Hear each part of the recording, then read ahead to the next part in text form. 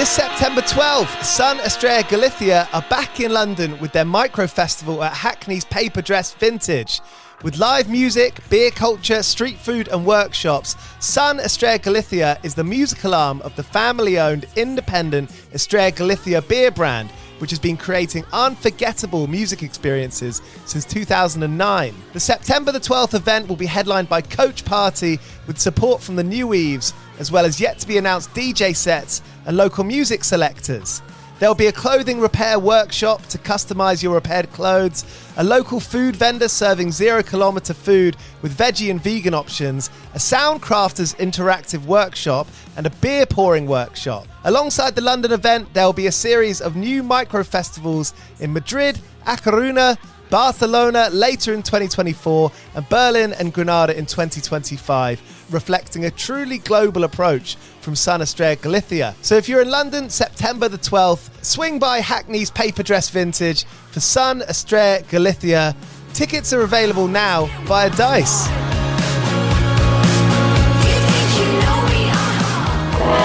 As an independent music podcast, 101 Part-Time Jobs highly recommends DistroKid as the best solution to putting out your own music online. You can join 1 million other artists from all across the world putting out their own music on Apple, Spotify, YouTube, and everywhere else across the DSPs where people are listening to your music. My dream as a kid was to run a small little label, and now with DistroKid, getting music out online is the easiest it ever has been, making 100% of your own royalties while paying a small annual fee. And that fee's even smaller as a 101 Part-Time Jobs listener. Head to distrokid.com/VIP/101pod to get 30% off your first year putting out your own music on DistroKid. Getting your own music out into the world has never been easier. Head to distrokid.com/VIP/101pod to get the best deal you can. Allstate wants to remind fans that mayhem is everywhere. Like when your fantasy league meets up at your house. Everything's great until the hot plate gets too hot for the tablecloth. Now your kitchen's up in smoke. And if you don't have the right home insurance coverage, the cost to fix this is anything but a fantasy. So switch to Allstate, save money, and get protected from mayhem like this. Not available in every state based on coverage selected, subject to terms, conditions, and availability. Savings vary. When it comes to music, everyone has a totally unique taste. So when a song comes on that perfectly fits your mood, it kind of feels like magic. And at Credit Karma, we do the same thing, but for your finances. We got tired of the financial system giving broad, impersonal, and irrelevant advice to everybody. So we created a way for you to cut through the noise and find offers and recommendations that make sense for your specific money goals. So you know the guidance you're getting is truly custom to you. Download Intuit Credit Karma today and get everything you need to outsmart the system.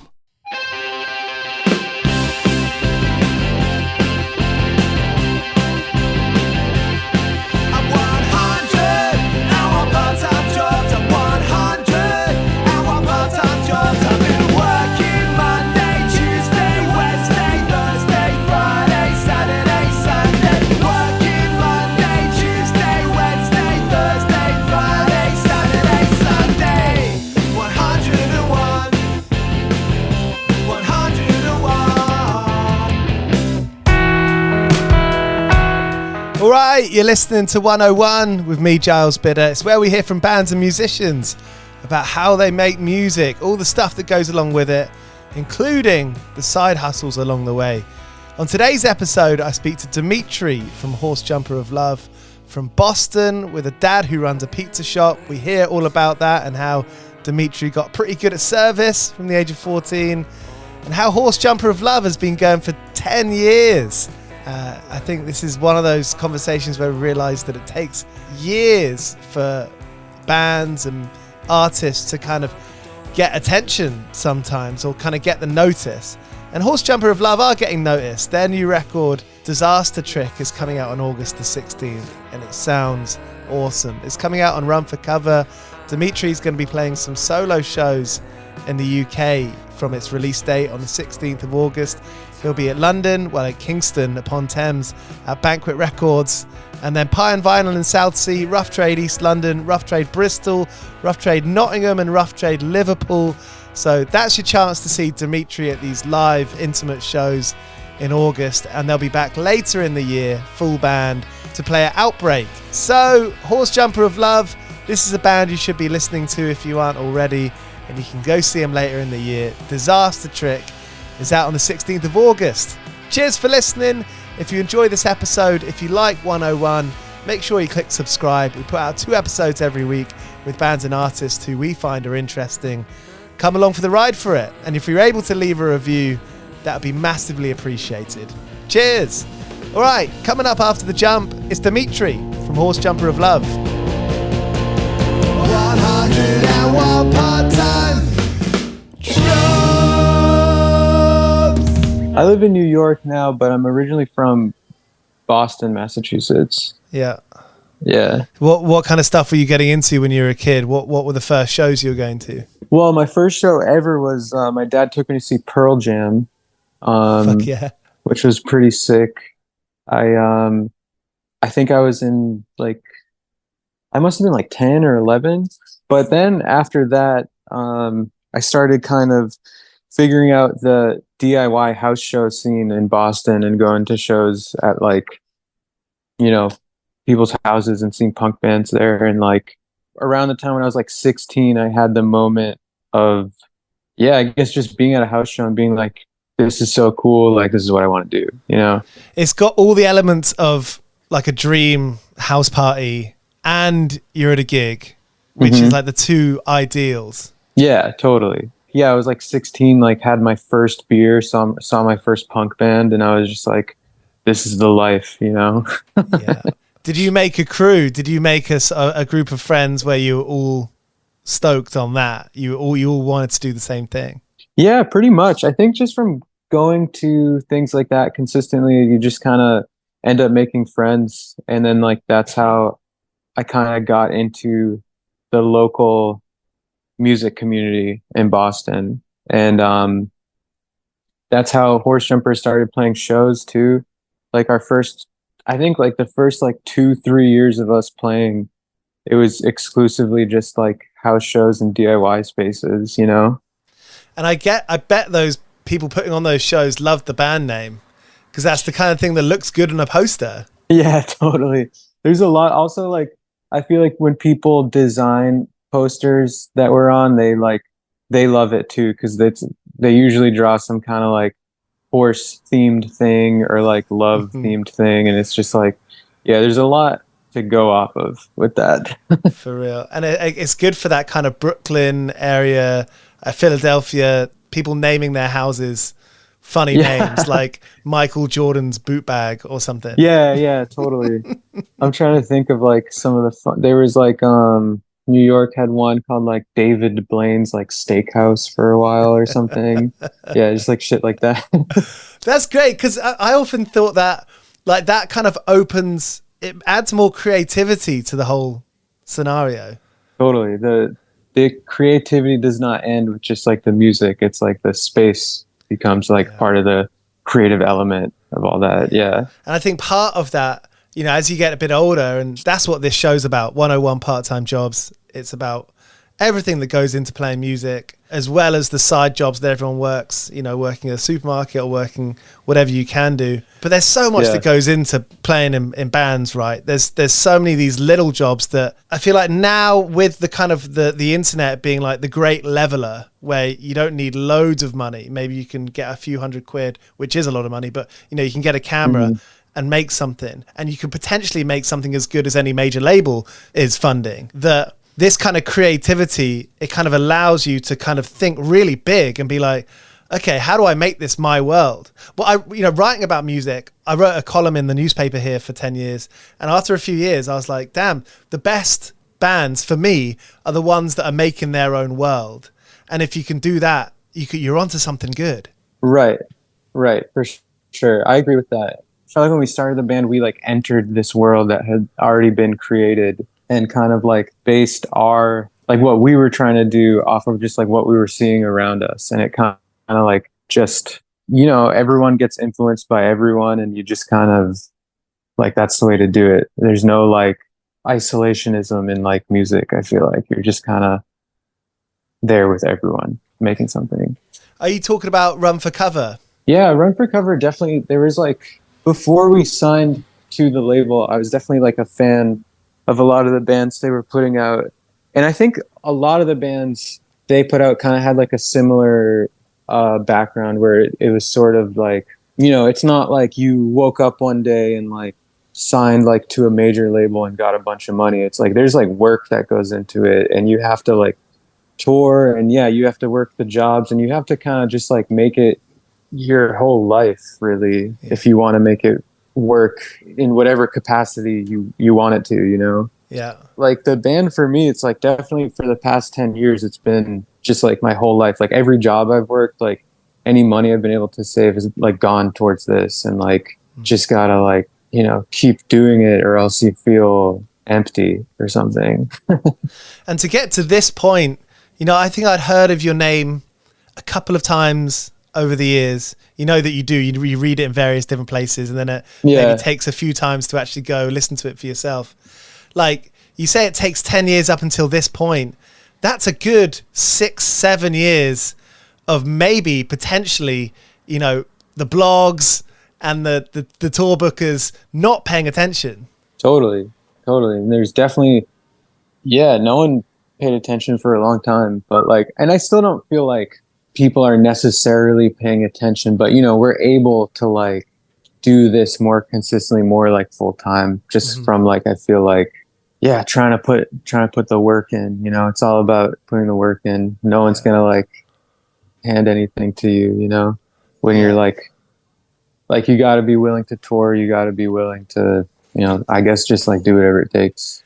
And it's a part of that, knowing like when the good stuff happens, like when you play a festival you've always wanted to play, or you support a band or an artist that you've always wanted to, that happens in a night, and then the next week you go back to, you know, your real life, which is nose to the grindstone, shoulder to the wheel. Totally. I mean, it's really funny. I always think about touring as like just a time where I have to like black out my calendar, where it's like, this is like, when I look at my calendar, I'm like, this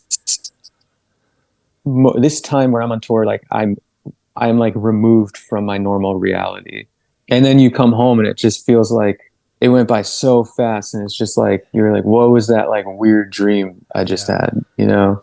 How do you think you deal with that? I think that's why people smoke. That's why people drink. It kind of, it makes sense. Totally. I mean, I used to drink a lot. I used to drink a lot on tour. I drank a lot when I got home, and now, but now I'm trying it out a different way. I stopped drinking like over a year ago, and I just trying to remain like as focused as possible on this. And like the drinking was definitely my escape from the like stress of like of doing this, of like not being home for, you know, extended periods of time, and also like the stress, like the financial stress of being like, oh shit, I've devoted, you know, so much of my life to this, and like, what do I have to show for it? Like, I still like, you know, I live in like a shitty apartment, or like I can't afford to like whatever, like go for like a nice buying meal, groceries is a struggle. Yeah, you know, and it's like, it sucks that like in today's society we like gauge our success and like what we can afford, where it's like, I come back from a tour and I feel like I worked really hard, and like I really you know, like fulfilled whatever my soul needed, or whatever. And but then I'm like, oh shit, but like I'm still struggling to pay rent. Like so that means I must not be successful or something. But that's not true, you know? No. How do you reconcile that feeling when you get into that kind of space, that cavern of thinking? How'd you get out of it? Just by like playing guitar and like, you know, just like forgetting about it. Just play guitar, write some new songs, and just kind of do it all over again. It's like running away from the problem sometimes. You know, doing this podcast, I often think like in order to for me to put as much time as I now do into this show, it took me a long time And it almost felt like I was unlearning the things that I was taught at school or Yeah. by society, right? Because I felt like by doing this, even if I'm making like some amount of money, that it's not as important as going to a job that I really didn't like and getting paid Totally. still probably not that much money. And like Mhm. that idea of unlearning society's norms it's got to be a massive one for people in bands, people making records, people ultimately, if you want to give, it's like an alternative lifestyle, right? For sure. Yeah. I don't know. So I'm 30 years old, and I'm kind of getting to that age where people ask me what I do. I'm like, oh, I play in a band, I tour. And they're like, oh, nice, good.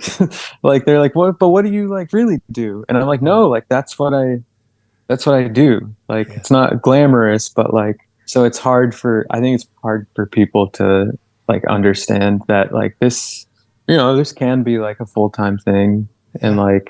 it's legit, you can, it's a real job, Of course it you is. make money and feel like you worked or whatever. Yeah.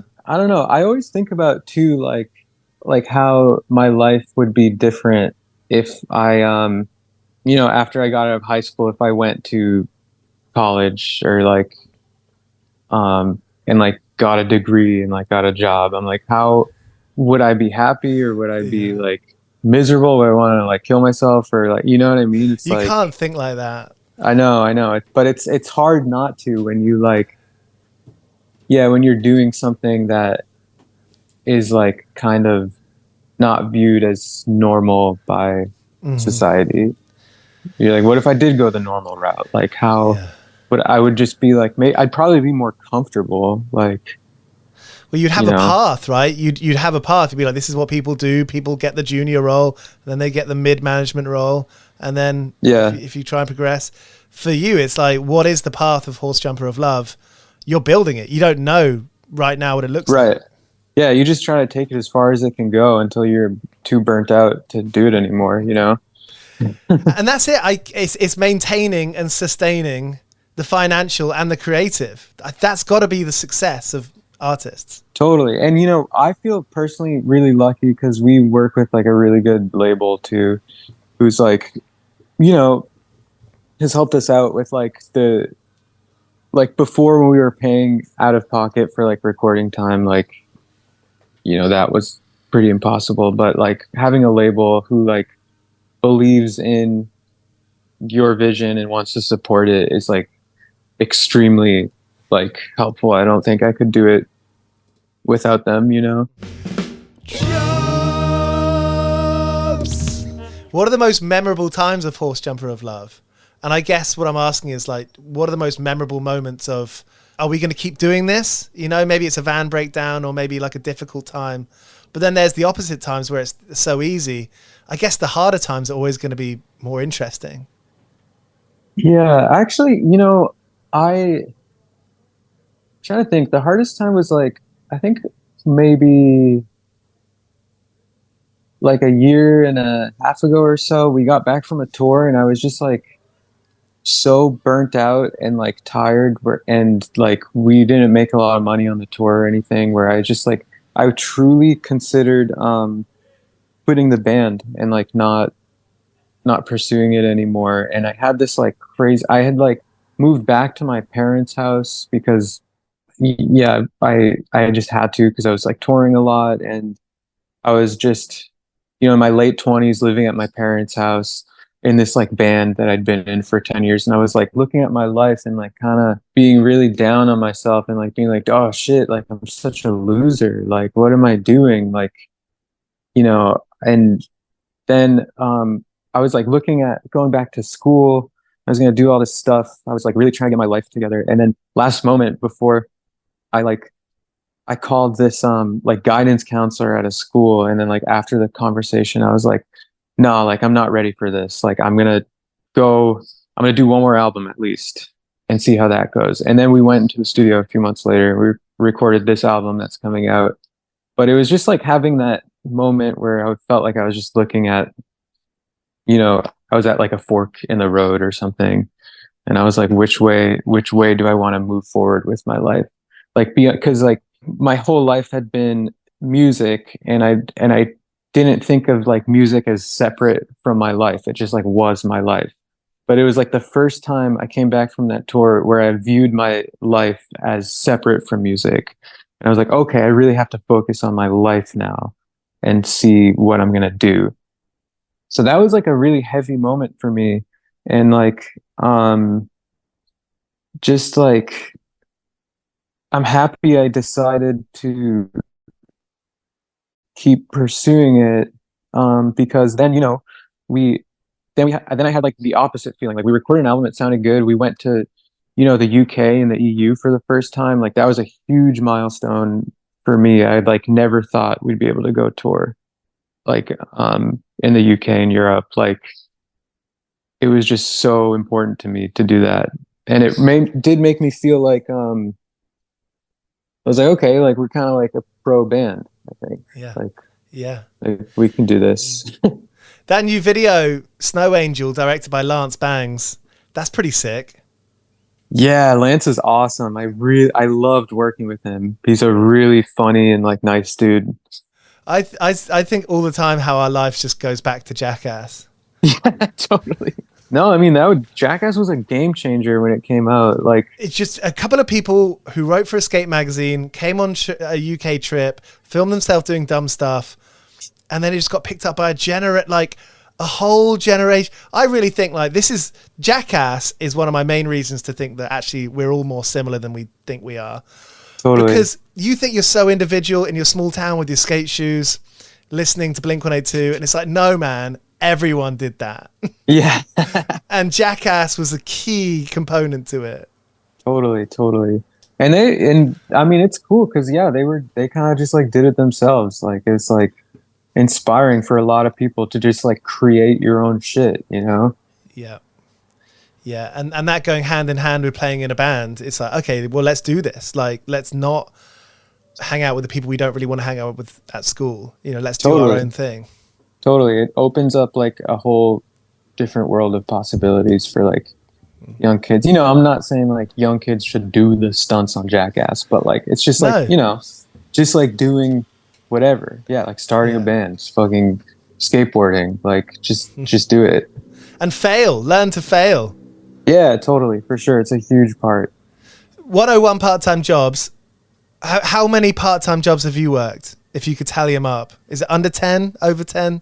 It's probably like, I'm trying to think. I guess like since I'm like when I first moved out of my parents' house, I've done all kinds of jobs. Like I guess one of my first job my first job that I really liked after high school and after I moved out was I worked as a museum, essentially like a museum security guard sort of person, but it was like we would like have to learn about all the artwork that was up, and like you'd stand by the painting like with your walkie-talkie or whatever, and like you'd be like, please don't touch, like whatever. But like if someone had a question about the art, you'd have to be able to answer it too. And that was a really cool job. That was like where I met a bunch of like really creative people who were living in Boston at the time. And like it was just a very formative experience. I've done like shit like that. I've worked food service jobs like a bunch, just stuff like that. My dad has a pizza shop in Boston that he's had since '87. He opened it up when he was in his early 20s, and he's just been working there all his life, basically. Like, what's it called? It's called Pizza Stop. It's just like a place where, it's just like it's a real like towny spot in Boston. Like all the like town workers like come in there and like get food, and it's really cool. It's like a staple of the community, and it's like my dad's like a really great guy, and he's always just there working. And I've worked for him on and off for like since I was like 14, basically. Do you feel like you learned a lot from him as a business owner? Yeah, definitely. I feel like there's no way I could like run, I guess, like my business, which is Horse Jumper, if I didn't like, I learned everything from him, just like how to be, I guess like how to be like like assertive, but like still kind, and like, because you have to be if you're like running something, and if you have a vision and you want to get it wherever you want to get it, like you have to be kind of like think like a business owner sometimes, I guess, which kind of sucks, but like it is what it is. But yeah, it is hard being like a business owner. Like I see how my dad has been. It's like it's 24/7. It never stops. If you like, Right. if it's like your thing, it's like you're always on the clock, no matter what. We've got a hairdressers downstairs, and I've lived in this spot for almost 10 years and got to know them pretty well. And it's like the guy who runs it, he's there Monday to Sunday. Yeah. I don't think that guy takes a holiday. Totally. My dad's kind of like that. He closes the shop down on Sunday. Not because he's like religious or anything, because he's like, I need a day off. So he closes Sunday. Yeah. He's there 6 days a week, sometimes from like 9 a.m. prepping the store till like 11 p.m. at night. I'm just like, dude, like you gotta retire soon. Like, please, just like, go back to Greece. They're like from Greece. So I'm just like, sell the shop, go back to Greece, and just fucking chill on a beach somewhere. I think our generation, we're going to be working until we're 80. Yeah, I've got a feeling. Totally, it's gonna be hard for us. Hey, Dimitri, thanks so much for this chat. I appreciate it. It's such a good counterpoint, a counterbalance to listening to the music, hearing these stories. So thank you. Thanks, man. Yeah, I appreciate it. I appreciate the questions too. It's great. Nice one. Just to end with, I'm a big fan of, like the kind of work days where you're like, damn, if I get to the end of today, I'll be okay. Mm-hmm. Those kinds of days. What's your most, if you can, I'm putting you on the spot here a little bit, but what's the worst day of work you've ever had? There's definitely been days where like, there's been times where I had like 2 jobs at the same time. So it's like you work in the morning and then you go somewhere at night, like after that, and you're just like gone all day. So you're just like giving the day away to work. Mm-hmm. And it's like, that's the worst feeling. And it's like the worst when you do something like that and you're like, wow, I haven't done anything. Maybe this like sounds like a selfish, like millennial thing for me to say, where I'm like, oh, like I don't want to like work so much and like not be able to like watch TV or like play my video game or something. Like, but like anytime where you give your whole day to work and it's like you can't do something for yourself is like the worst day of work for me. Like any day where I come home and I'm like too tired to like play guitar or something, I'm just like, shit, today sucked. It's a sad day. I don't think that we're put on this planet to work and make someone else money. For sure. No, not at all. We're put on this planet to like hunt our own food and pick our own berries and shit. And I read this crazy book recently that was about just like prehistoric time and like about all that shit, where I'm like, wow, like people, I guess like they were working back then, but they were just working totally for, themselves and their family and their community and whatever. Not for some like anonymous like CEO boss who's just like doesn't give a fuck, Yeah. I think I've got a bit of a gatherer spirit in me. I can feel it in my blood. Like sometimes when I need to do, when like, I don't know, I'm trying to think of a good example. I can't right now, but like if I go out and say if I'm running for the train, this is a good example. Say if the tube doors are like, I won't push anyone out the way, but I'll definitely get myself in. Yeah. Hell yeah. So there was Dimitri from Horse Jumper of Love. Their new record, Disaster Trick, is out on the 16th of August. And you can catch him doing some solo shows in late August in the UK. And they're back for Outbreak Fest. So you can catch him live. This new record is going to be one to listen to. Cheers for listening to this episode. And thank you to our sponsor, DistroKid. If it wasn't for DistroKid, we wouldn't be able to do this in the same way. If you're an artist or if you play in a band and you're not sure how to get your albums or your single or EP out on Spotify, Apple, as well as TikTok, YouTube, and all the rest of those places, Instagram, head to DistroKid, sign up, and it's an affordable yearly fee. And after that, you're making all your own royalties.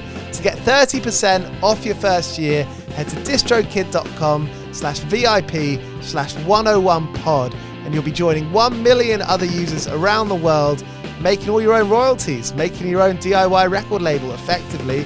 This is the way to do it. Head to distrokid.com/VIP/101pod to get 30% off your first year at DistroKid. "101 Part-Time Jobs" is hosted by Giles Bidder and produced by me, Olivia Swash. This has been a Mighty Moon Media production.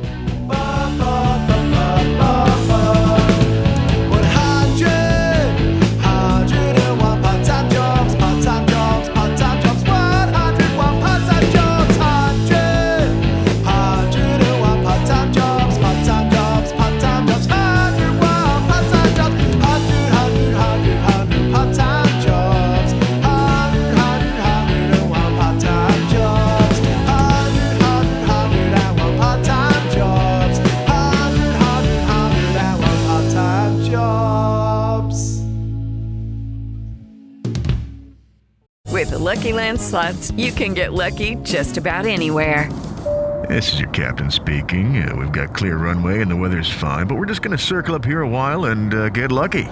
No, nothing like that. It's just these cash prizes add up quick. So I suggest you sit back, keep your tray table upright, and start getting lucky.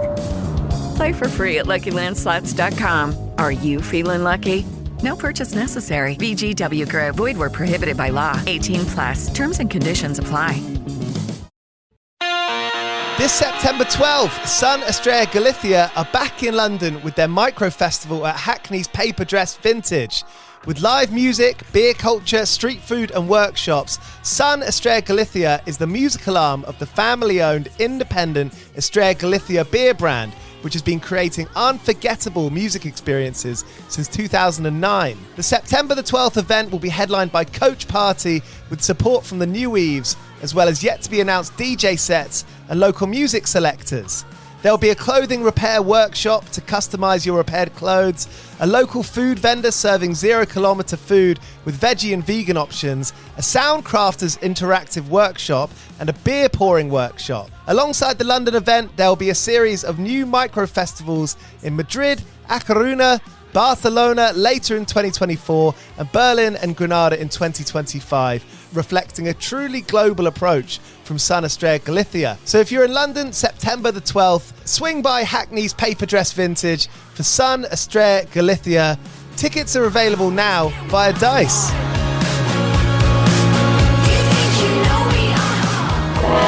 As an independent music podcast, 101 Part-Time Jobs highly recommends DistroKid as the best solution to putting out your own music online. You can join 1 million other artists from all across the world putting out their own music on Apple, Spotify, YouTube, and everywhere else across the DSPs where people are listening to your music. My dream as a kid was to run a small little label, and now with DistroKid, getting music out online is the easiest it ever has been, making 100% of your own royalties while paying a small annual fee. And that fee's even smaller as a 101 Part-Time Jobs listener. Head to distrokid.com/VIP/101pod to get 30% off your first year putting out your own music on DistroKid. Getting your own music out into the world has never been easier. Head to distrokid.com/VIP/101pod to get the best deal you can.